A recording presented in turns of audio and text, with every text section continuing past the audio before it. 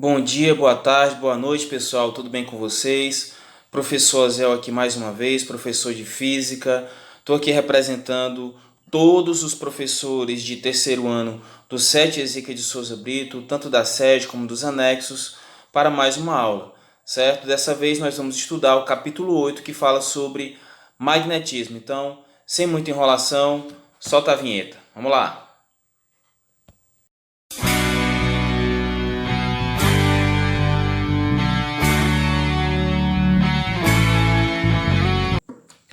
Pois bem, pessoal, vamos iniciar nossa aula. Essa música aqui foi para meu parceiro, professor José Magalhães. Cara, tô com saudade de ti.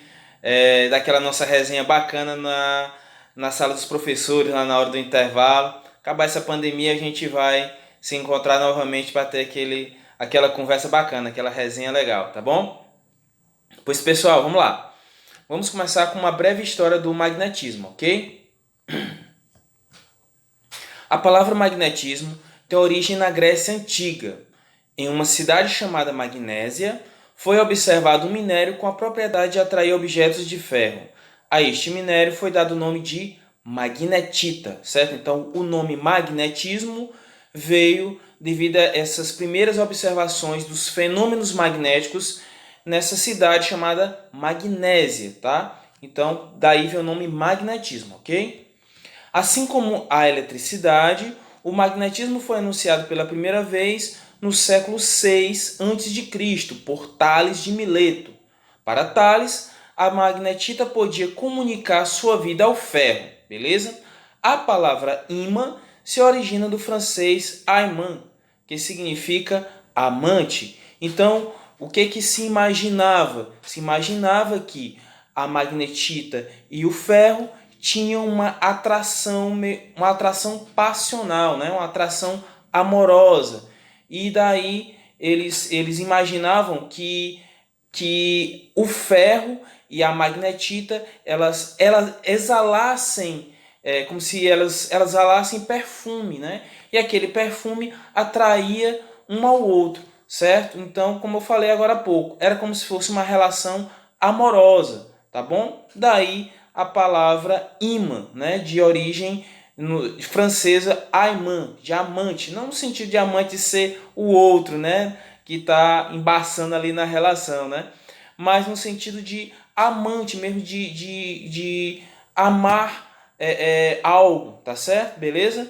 Então, nós temos aqui o Tales de Mileto, que foi o grego, né, que primeiro fez as observações, as anotações sobre os fenômenos magnéticos, e temos aí a magnetita, né, atraindo aí, eu representei o Neymar, né, como sendo um objeto de ferro, tá bom? Um objeto ferromagnético. Então, eles sentem aí uma atração amorosa, beleza? Então, vamos continuar. Um dos instrumentos de navegação mais importantes surgido na história é a bússola, e ela foi inventada no século I pelos chineses, né? Para quem não sabe, a bússola ela é um objeto que funciona através do campo magnético, tá bom? Isso aí a gente vai aprender mais um pouquinho, mais adiante. Mas a bússola ela é feita de uma agulha magnetizada, né? Uma agulha imantada que possui propriedades de ímã, e ela é atraída pelo campo magnético da Terra, tá ok? Então a bússola ela foi o primeiro objeto, a primeira invenção utilizada, na verdade, utilizando as propriedades magnéticas descobertas, tá? E no caso foi inventada pelos chineses. Continuando, consiste em uma caixa com uma agulha magnetizada ao meio que aponta para o ponto cardial norte. 900 anos mais tarde, essa colher foi substituída por uma folha de ferro e foi chamada de peixe que aponta para o sul. Ganhou esse nome em razão da folha usada ser em forma de peixe. Os chineses magnetizavam a folha aquecendo-a até ficar incandescente e depois mergulhando-a na água. Em seguida, colocavam a folha em um recipiente com água parada. A folha, em forma de peixe, magnetizada, apontava a cauda para o norte. Mais tarde, no século XIX, trocaram a folha por uma a agulha suspensa por um fio de seda. E assim eles foram desenvolvendo mais a bússola até nós chegarmos na bússola que utilizamos nos dias de hoje, né? Então, essa daí é a imagem da primeira bússola inventada, né, pelos chineses, ok? Continuando. Ímã. Quando a gente fala de magnetismo, a gente fala de ímãs. Então, ímã. Ímã é um corpo que gera campo magnético ao seu redor. Ele pode ser classificado de duas formas. Pode ser natural, pode ser artificial. O ímã natural, quando se trata de óxido de ferro, um mineral encontrado na natureza que recebe o nome de magnetita. Então é aquela pedrinha mesmo propriamente dito, tá? E o ímã artificial é quando ele é constituído com ligas metálicas ou materiais cerâmicos, que ao serem submetidas a fortes campos magnéticos adquirem propriedades magnéticas. Então, nós podemos produzir também ímãs artificiais, tá? Então, ó, o ímã natural é a própria pedra, a magnetita, e os ímãs artificiais são esses ímãs que você pode encontrar na geladeira, você pode encontrar geralmente em caixas de som. Você vai ter aqueles ímãs circulares. Deixa eu pegar aqui para vocês aqui um exemplo. Eu vou sumir bem aqui, só um segundo.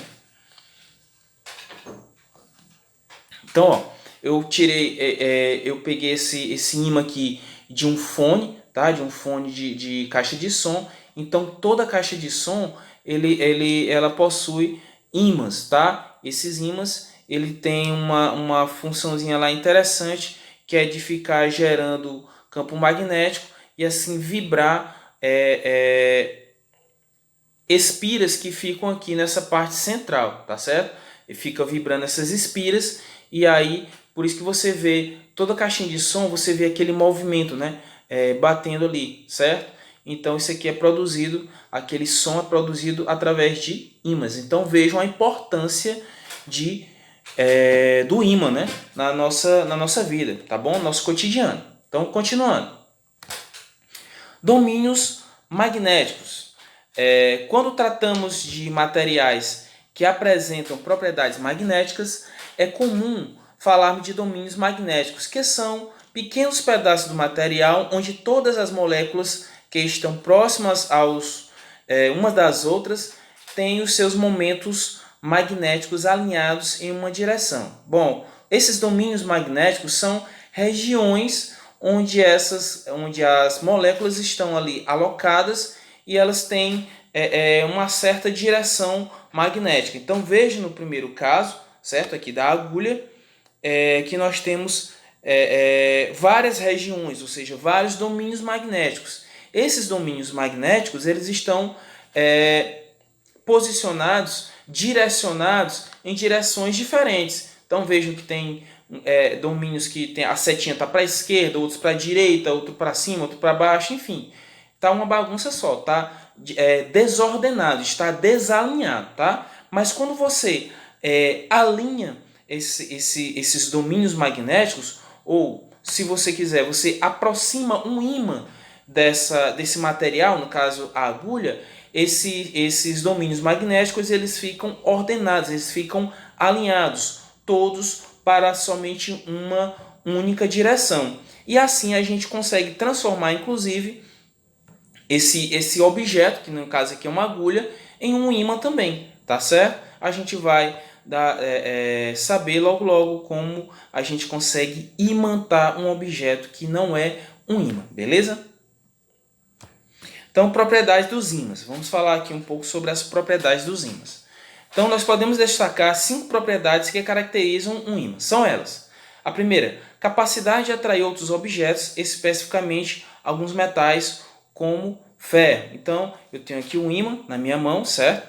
Eu peguei aqui, peguei aqui um clipe de papel. Então, vejam que esse ímã ele atrai o clipe de papel. Então, ó, tirei aqui e ele já gruda, beleza? A segunda propriedade é que as regiões onde os campos magnéticos são mais intensos em um ímã denominam-se polos magnéticos. Estes são classificados como polo norte e polo sul. Então, nas regiões, onde o campo magnético é mais intenso, é mais forte, é onde nós denominamos os polos magnéticos. Então, são dois polos, os polos de um ímã, o polo norte e o polo sul, certo?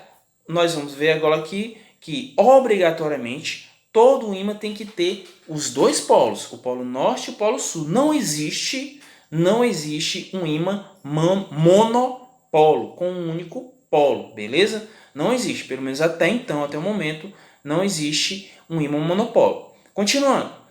A terceira propriedade é que, ao aproximar os polos magnéticos de dois ímãs, podemos verificar duas situações. A repulsão, se os polos aproximados são iguais, ou a atração, se são polos diferentes. Observe na figura a seguir. Então vamos lá.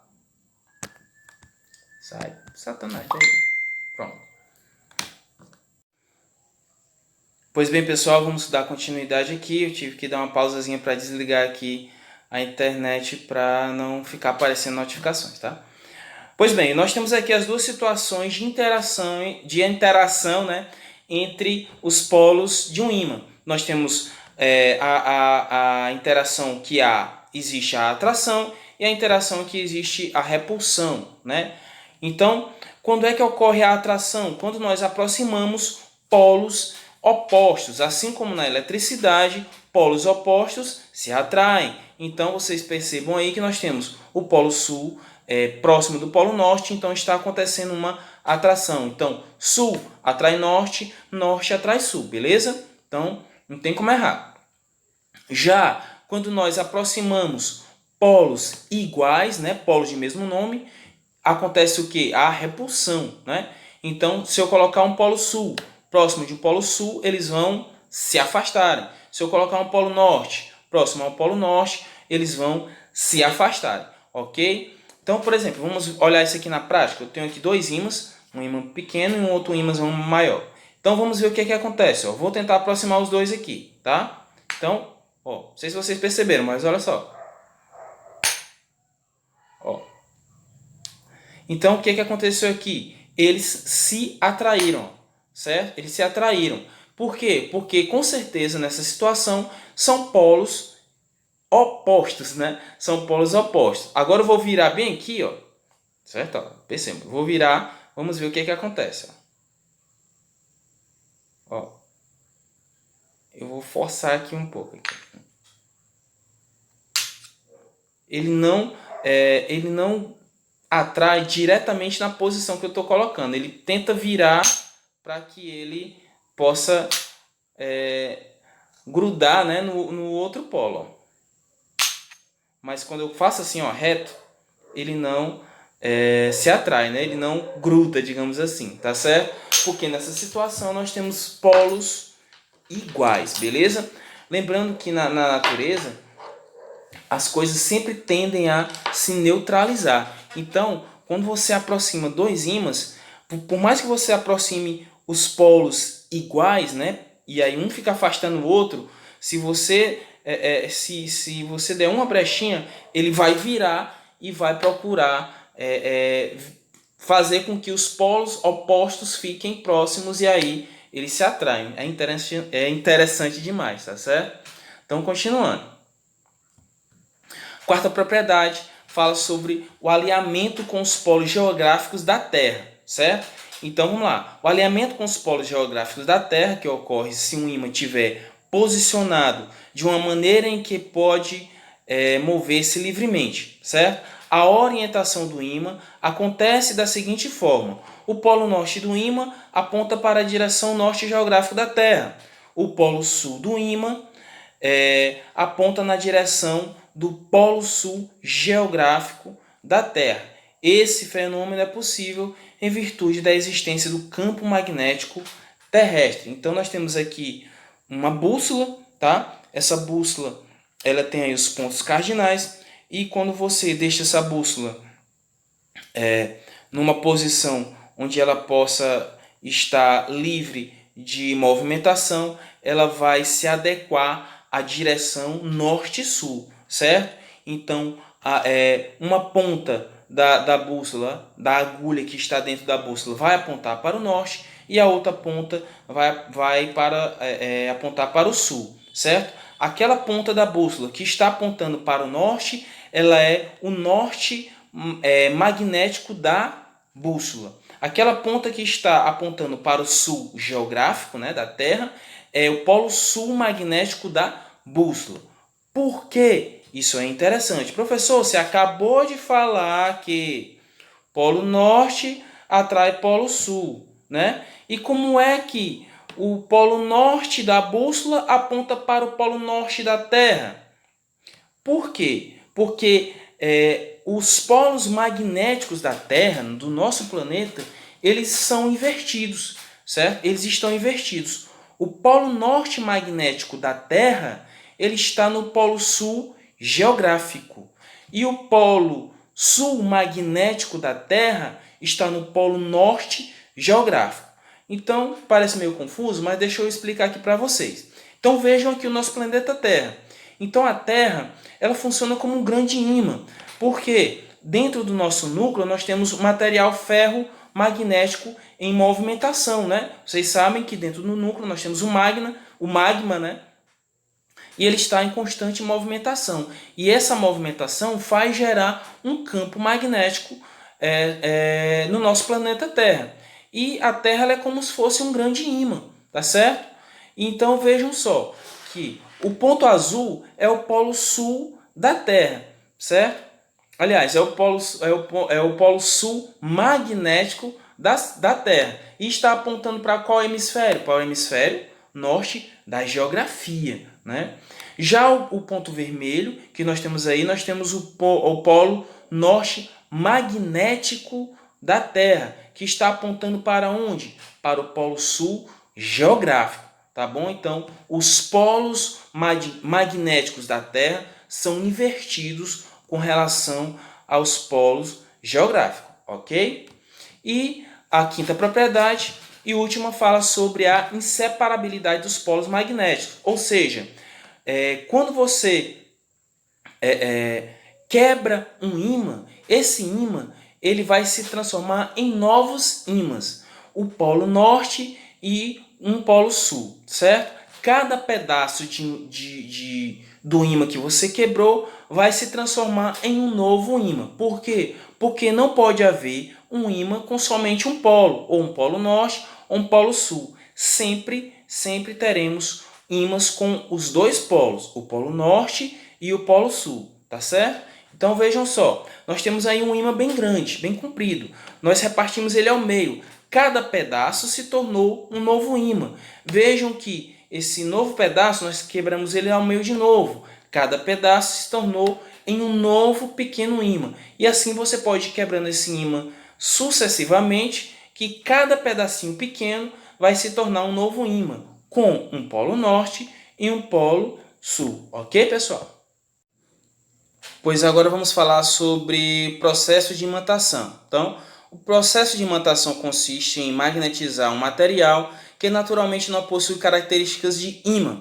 Teoricamente, qualquer material pode ser imantado, porém os materiais classificados como ferromagnéticos, como o ferro e o níquel, são imantados com mais facilidade. Então, pessoal, nós temos aí três processos de imantação. Nós temos a imantação por contato, ou chamada também de imantação por indução.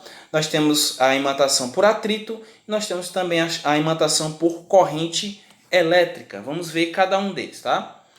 Então, a imantação por contato, certo? A imantação por indução, né, ou por contato, ela ocorre quando o material fica exposto ao campo magnético de um ímã permanente por um determinado tempo, a ponto de ser magnetizado. Alfinetes deixados em contato com um ímã permanente adquirem a capacidade de se atrair mutuamente, pois o tempo de exposição ao ímã torna-os magnetizados, ok? Então, eu tenho aqui em mãos, certo? Nós temos um ímã bem grandão, certo? E eu tenho aqui alguns clipes de papel. Então, eles estão o quê? Em contato com o campo magnético do ímã, beleza? Então, devido ao tempo exposto que esses clipes ficaram sobre o campo magnético, eles também se tornaram magnetizados, imantados, tá bom? Então vamos ver aqui se realmente acontece isso. Ó. Então eu vou tirar aqui um ímã e vou tirar um clipe e vou tirar outro. Vamos ver se ele conseguiu, ó. Olha só. Ele conseguiu, não sei se dá para vocês enxergarem, tá? Vou colocar aqui um pouco mais próximo. Olha só. Ele adquiriu propriedades magnéticas. Ele está conseguindo atrair o clipe, certo? Nem que seja de uma maneira bem fraca, ó. Vejam que ele está atraindo aqui o outro clipe, tá bom? Devido à sua exposição, também não foi assim, uma exposição tão grande, eu coloquei há pouco tempo, ele adquiriu propriedades magnéticas. Lembrando que um clipe ele não é um ímã, mas ele foi imantado por contato, né, devido à exposição com o ímã. Vamos para a próxima imantação, imantação por atrito. Então, quando determinado material é atritado a um ímã permanente, ele adquire propriedade magnética. É necessário que a fricção ocorra em um único sentido, pois o atrito em um sentido anulará a imantação obtida no sentido oposto. Uma maneira fácil de construir uma bússola é imantando uma agulha por atrito e, com a ajuda de um material flutuante, fazê-lo boiar sobre a água. A agulha imantada orienta-se segundo o campo magnético. Então, como é que funciona essa imantação por atrito? Vou pegar aqui um outro ímã. Então, como é que nós fazemos? Ó, tá aqui o ímã e está aqui, vamos supor que é a agulha, mas aqui é um clipe, tá? Então eu vou imantar, vou friccionar esse clipe em um único sentido no ímã. Vejam que eu não estou fazendo nos dois sentidos, eu estou somente em um único sentido. É claro que após algum tempo de você friccionar esse clipe, ele vai adquirir propriedades magnéticas, ele vai se tornar imantado. Então, ele vai poder atrair outros clipes. Vamos ver se já deu aqui para ele atrair outros clipes. Ó. Vejam que ele atrai aqui um pouquinho o clipe. Só que como eu passei, eu atritei ele poucas vezes, ele ainda não está muito imantado, tá bom? Mas tem uma maneira, e aliás, essa é uma maneira bem bacana, bem prática da gente construir uma bússola, tá? E a terceira forma é a imantação por corrente elétrica. Então, o estudo dos fenômenos eletromagnéticos mostra que carga elétrica em movimento gera campo magnético e vice-versa. Isso aqui a gente vai começar a estudar no nosso curso de eletromagnetismo, que corrente elétrica gera campo elétrico e variação de campo elétrico gera corrente elétrica, beleza? A gente vai estudar tudo detalhadamente mais na frente. Então, como é que a gente pode demonstrar isso? Olha só o que foi que eu trouxe aqui para vocês, certo? Eu trouxe aqui uma pilha, certo? Que a gente já aprendeu que ela é um gerador de corrente elétrica, né? E eu trouxe aqui eu enrolei essa pilha com um fio, esse fio está enrolado num prego, certo? Então, vai passar aqui corrente elétrica por esse fio. Então, nós temos aqui uma movimentação de carga elétrica. Essa carga elétrica vai gerar um campo magnético que vai atrair os clipes de papel, certo? Então, eu vou fazer essa experiência aqui mais detalhada para vocês. E aí, no final da aula, vocês assistem, beleza? Continuando. Vamos ao nosso primeiro exemplo. Ao quebrarmos um ímã ao meio, devemos esperar que, letra A, os seus pedaços fiquem desmagnetizados. Letra B, um dos seus pedaços seja o polo norte e o outro o polo sul. Letra C, cada um dos seus pedaços torne-se um ímã menor. E letra D, a lei de Lenz afirma que a corrente elétrica induzida em um circuito ou condutor é tal que o campo magnético sempre favorece as variações de campos magnéticos externos. Bom, essa parte da lei de Lenz a gente ainda não estudou, né? Mas de cara eu vou dizer para vocês que essa alternativa está errada, tá? Não é essa daqui não. E a alternativa correta que a gente pode observar é a alternativa C. Cada um de seus pedaços torna-se um ímã menor. Eu falei para vocês que existe uma propriedade dos ímãs chamada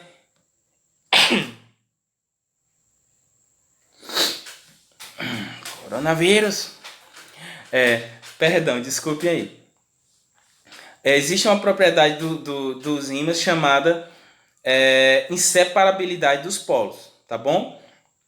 E essa propriedade diz que não existe como separar polo norte de polo sul. Então, se você quebrar um ímã ao meio, cada novo pedaço vai se tornar um novo ímã. Então, a letra C é a alternativa correta. Vamos para o nosso segundo exemplo.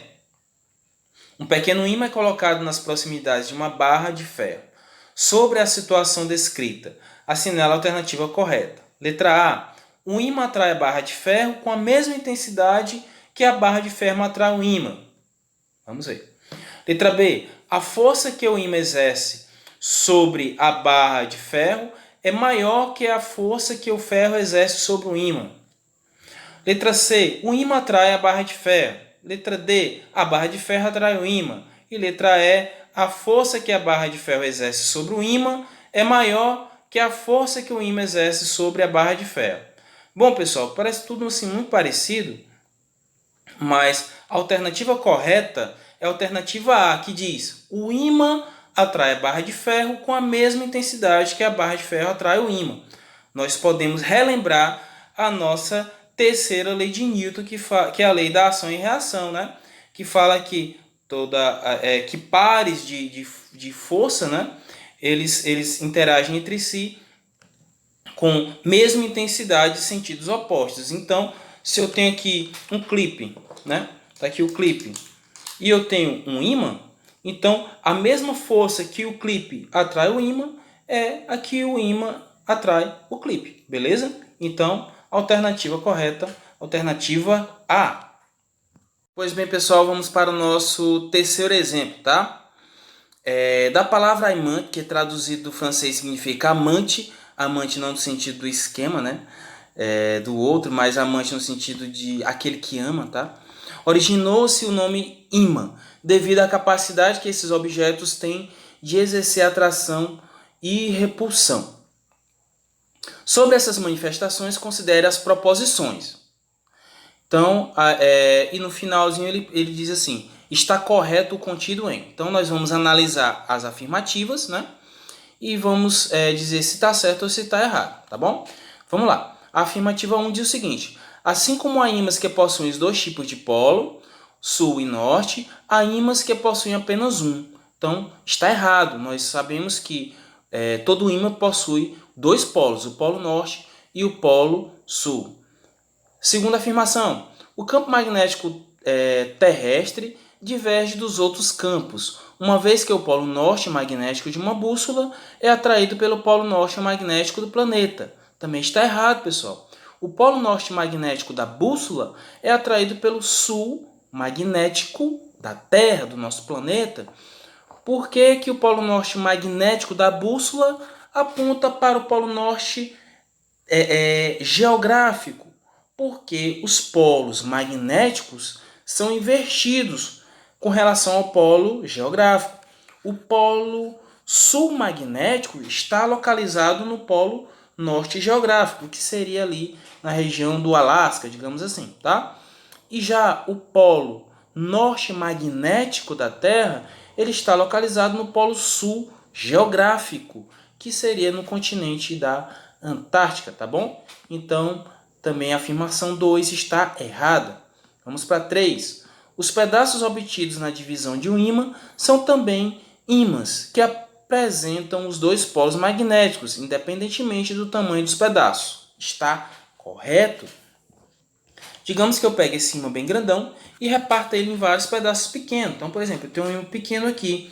Cada pedaço que se forma, cada pedaço que se forma quando eu quebro esse ímã grande, ele vai ser um novo ímã. E esse novo ímã vai ter também os seus dois polos, o polo norte e o polo sul. Então, somente a afirmação 3 está correta Então, no caso, a alternativa correta é a alternativa B, viu, pessoal? Aqui eu coloquei errado.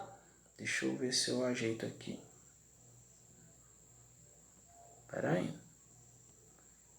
Pronto, aqui é a canetinha. Então, pessoal, a alternativa correta é a alternativa B, tá? Eu coloquei errado no slide, mas é a alternativa B, ok? E aí, rapaziada, beleza? Eu vou demonstrar aqui para vocês agora, na prática, né? Como é que acontece a imantação por corrente elétrica. Então, eu tenho aqui um prego e eu enrolei esse prego com um fio, tá? Um fio de cobre. Pode ser até um fio de cobre encapado, tá bom? Então, eu só desencapei aqui as pontas, para quê? Para que eu possa ligar numa pilha, né? Numa bateria, né? Num gerador, beleza? A gente estudou agora no mês passado. Quando eu ligar aqui esses fios no polo dessa pilha, o que vai acontecer? Vai começar a passar uma corrente elétrica por esse fio. E essa corrente elétrica vai gerar um campo magnético. Então, cargas elétricas em movimento geram campo magnético, beleza? E o contrário também. Se você variar um campo magnético, você consegue gerar uma carga elétrica. É assim que nós recebemos a energia elétrica na nossa casa. A gente vai estudando ao longo do nosso curso de eletromagnetismo, tá? Então, eu trouxe aqui um paninho porque esquenta muito quando a gente faz essa ligação direta aqui, né?